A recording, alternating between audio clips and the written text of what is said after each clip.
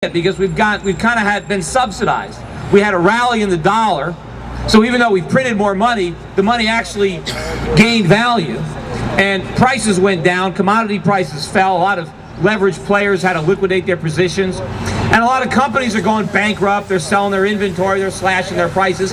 This is all one-time stuff. Once all these companies go out of business or they pare back their inventory, once all the leveraged speculators are flushed out of the commodity markets, and once the dollar resumes its downtrend, which it will, maybe it's already done that, prices in this country are going to start to go up very rapidly.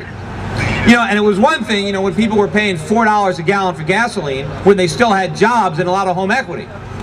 It's another thing when the home equity is gone and your job is gone and gas is $4 a gallon. But it's not going to stop there. And it's not just gas, it's food, it's all sorts of prices that are going to spiral out of control because of the Fed. And what's the government likely to do? Well, you know, we're repeating all the mistakes of the 1930s, so my guess is we're going to throw in some of the mistakes of the 1970s, and we're going to have price controls. Rather than getting to the root cause of the inflation, the government is going to look to try to deal with the consequences. They're going to see prices going up, and they're going to try to control them. They're going to try to put price controls on energy products, on food products. And what is that going to lead to? It's going to lead to shortages. It's going to lead to black markets. It's going to lead to civil unrest. It's not going to lead to organized demonstrations like this. It's more likely to lead to rioting. And that's unfortunately what we've got coming. That is where the Pied Pipers at the Fed have led us down this primrose path. I know that we've got this bill now that Ron Paul has introduced and has a lot of sponsors to at least audit the Fed. And the thing is, I don't think anybody actually wants the Fed audited because nobody wants anybody to know what they're doing. I think, you know, well, but maybe if we understood more about what they were doing, it would be easier to end the organization. But the important thing that we have to remember as a movement is we don't just want to end the Fed. We want to end what the Fed is doing. We don't want to just turn over the printing presses to Nancy Pelosi. So it's not simply the concept of an independent central bank. I mean, if the Fed was independent, it would be better. The problem is it's no longer independent. It's been corrupted. It's now a puppet of politicians, and they're just politicians with printing presses, and they do the bidding of the government. You know, instead of taking the punch bowl away, they just keep spiking it. So we have to oppose the entire concept of the government just printing paper money that has no backing. We need to go back to the monetary system that worked and that made us a great nation. And I know the world is going to abandon the dollar. There's no question in my mind that the world is going to do that. So we should try to do something preemptively. You know, people talk about the dollar being the world's reserve currency, and that's one of the reasons we've been able to get away with all this, because we've been printing all this money and the rest of the world has been socking it away. You know, it's like we're writing all these checks and no one has cashed them yet. Well, they're going to try to cash them soon. Because the only reason that the dollar became the world's reserve currency is because it was backed by gold. It was redeemable in gold. The world was on a gold standard prior to Bretton Woods. Every currency in the world was backed by gold. Of course, why would anybody accept it if it wasn't backed by gold? It was just paper. But what we told the world was, hey, America, we've got all the gold. America had all the gold. And how did we get all the gold? We exported products to everybody, and they paid us in gold because that's what they had. So because we produced so much, because we saved so much, we became so rich that we had all the gold.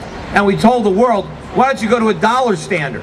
That way you can hold dollars as reserve, because the dollar's backed by gold. Whenever you want your gold, we'll give it to you. And so we got the world to trust us, and then as soon as they trusted us, we screwed them.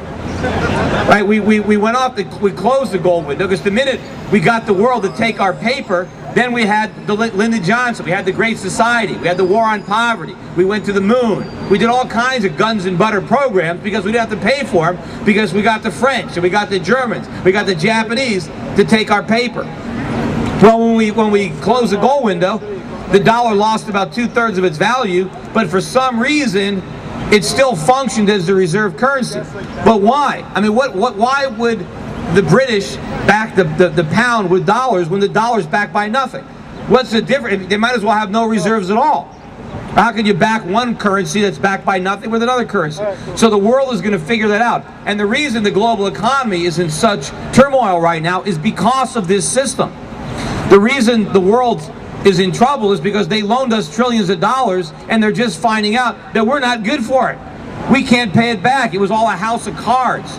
But we never could have had these massive global economic imbalances if we had the discipline of a gold standard.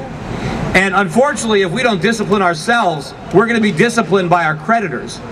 And when they force these reforms upon us, it's going to be a much more painful adjustment.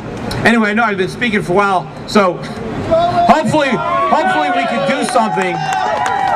We could do something to educate American citizens, educate our politicians, and let people know, because there is a massive attack on right now on free market capitalism, on liberty, because the politicians and the bankers are blaming this crisis on the free market and saying that the solution is that we have more government. And the amazing thing is the Federal Reserve created this mess, and what is Washington's solution? Give them more power. So what? They can do even more damage? Like they didn't do enough damage already with the power they had? So we have to let people know that this country is in trouble not because of a lack of regulation, but because of excess regulation. Yeah! And because of the way the government distorts the market and influences decision making and causes people to take risks that they otherwise wouldn't take, causes businesses to act in ways that they otherwise wouldn't act. And so it's not market forces, but government edicts that have gotten us into trouble. And what we're doing now is we're moving away, not only are we screwing up the economy, but we're moving away from a free market capitalist economy where individual entrepreneurs are allocating capital based on a profit motive, and now we have politicians allocating it based on a political motive, and that is a very dangerous combination. And given what the government is already doing, my fear is that this doesn't just become an economic crisis, but it becomes a political crisis, and we lose a lot more than our wealth. We lose our freedoms, and we lose our souls. Thank you.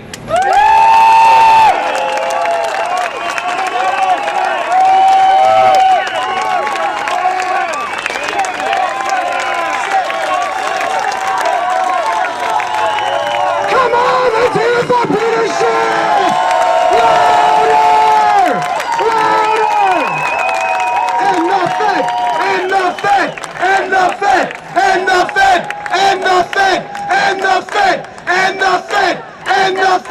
Let everybody know! All right, and now we're going to have the second part of our round.